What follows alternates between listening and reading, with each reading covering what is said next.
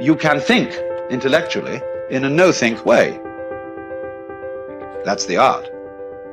It doesn't mean not to have any thoughts at all.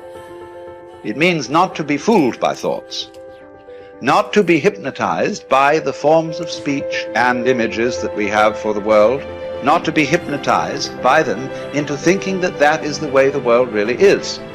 Don't let words limit the possibilities of life.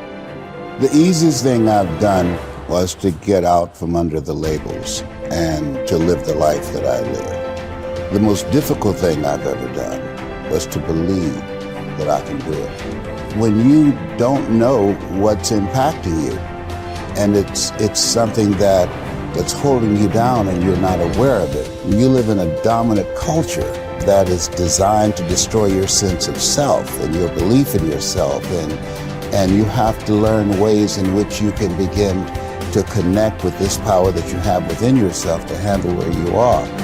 The key is to be constantly in a perpetual process of discovering the truth of who you are and fighting constantly to look for ways in which you can escape the inner conversation. Now it's the mental game. And that's where people get lost in life, get lost in that next level. You must get your fucking self out of the fucking sewer. No one's coming in the fucking sewer to get you. It's dark, it's nasty, there's rats down there. It's your brain. You are the only person that can pull yourself out. The easiest thing in the world to do is to complain. The easiest thing in the world to do is to be negative. It takes work to have a perspective that see things on the right side of the coin. You gotta fight for that. It takes work to show up every single day, and when things are not playing in our favor, to say, you know what, man, I'm gonna still show up, and I'm gonna give everything I got to it because I value what I'm a part of. It takes work to have the right perspective. Turn off things that can contribute to your fear. Turn a deaf ear to people that all they can do is talk about how negative things are because they have bought into the consciousness of the world. Start attending workshops, seminars, listening to tapes on a daily basis to begin to recondition your mind, to retrain your thinking. Faith comes by hearing and hearing and hearing. Listen to things that can empower you, that can enable you to create a new reality for yourself and a new life for yourself. Develop the interior core where it doesn't matter if people call you crazy. One of the things limiting you from your income, your impact, a world-class life, you care too much about what people think about you. Everyone has an opinion. Why let the opinions of other people deny you from a life that will make history? If you are distressed by anything external, the pain is not due to the thing itself, but to your estimate of it. And this you have the power to revoke at any moment.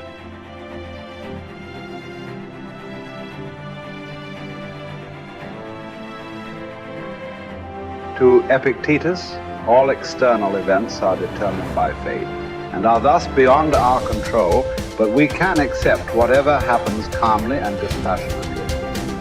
Individuals, however, are responsible for their own actions, which they can examine and control through rigorous self-discipline.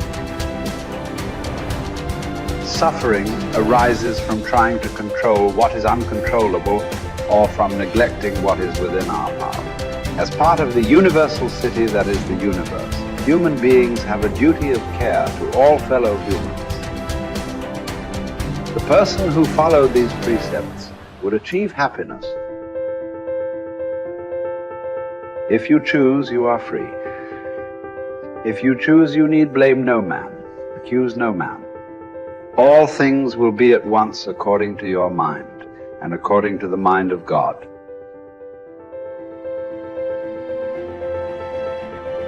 Richard Wright said it best. He said, the impulse to dream has slowly been beaten out of me through the experiences of life.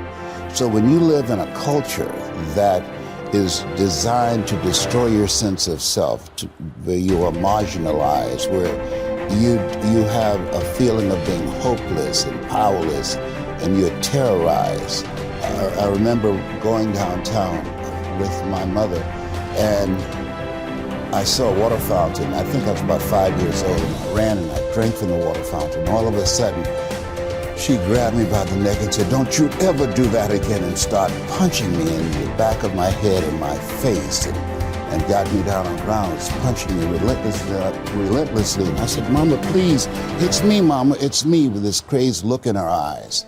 And then a white policeman came, and he had a nightstick in his hand. He was hitting it in his left hand. He said, "Okay, all right, you beat that little nigger boy enough.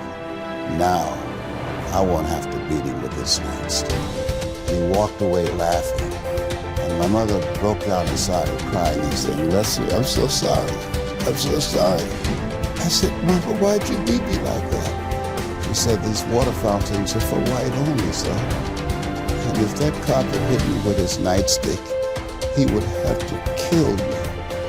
I fought him till he killed me, and I left you and your brothers and sisters by themselves to raise themselves. I'm so sorry." And the book called Learned Optimism, Seligman talk about the fact that between ages 0 and 5, we determine what's available to us and what's not available to us. And so that was a defining moment. I knew there are certain things I could not do, certain places I could not go. They used to have signs on Miami Beach that said, "Jews, dogs, and coloreds not allowed." And so now you have to operate within the constraints of the dominant society and the things that they've created for you. And it's a challenge to see yourself beyond that and to work to get outside of that, even after those laws have changed, because that has become so much a part of you. You unconsciously operate within the parameters of what has been put in place. Like you're driving on the expressway, the 405, and you'll get off on an exit that you weren't going in that direction, but you unconsciously did it because you've done it so many times that many people, because they're not making a conscious, deliberate, determined effort to think outside of what life has thrown at them, they end up doing the same thing over and over and over again. Einstein said that thinking that has brought me this far has created some problems that this thinking can't solve. And so through relationships, through reading, through studies, through goals and dreams beyond your comfort zone, it allows you to begin to live out of your imagination as opposed to out of your history.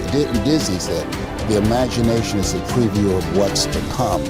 And so as a kid, I dreamed a lot about taking care of my mother. I used to go with her to work, to clean homes, and she kept her children, and she cooked for these wealthy families. My mother could bake a sweet potato pie so good you couldn't eat it with your shoes on. You had to take your shoes off so you could wiggle your toes.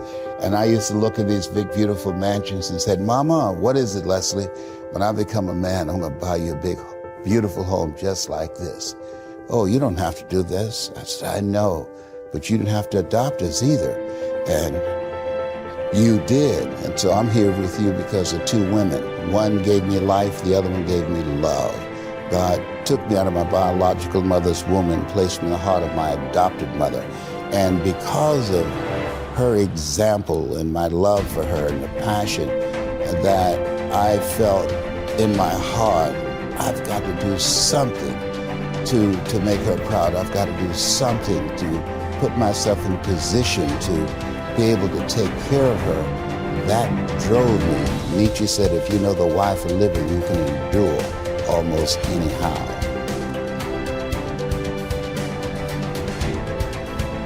You journey to Olympia to see the work of Phidias. And each of you holds it a misfortune not to have beheld these things before you die. Whereas when there is no need even to take a journey, but you are on the spot with the works before you, have you no care to contemplate and study these? Will you not then perceive either who you are or unto what end you were born, or for what purpose the power of contemplation has been bestowed on you? Well, but in life there are some things disagreeable and hard to bear. And are there none at Olympia? Are you not scorched by the heat? Are you not cramped for room? Have you not to bathe with discomfort? Are you not drenched when it rains? Have you not to endure the clamor and shouting and such annoyances as these? Well, I suppose you set all this over against the splendor of the spectacle and bear it patiently. What then? Have you not received greatness of heart, received courage, received fortitude? What care I, if I am great of heart, for aught that can come to pass? What shall cast me down or disturb me? What shall seem painful? Shall I not use the power to the end for which I received it, instead of moaning and wailing over what comes to pass?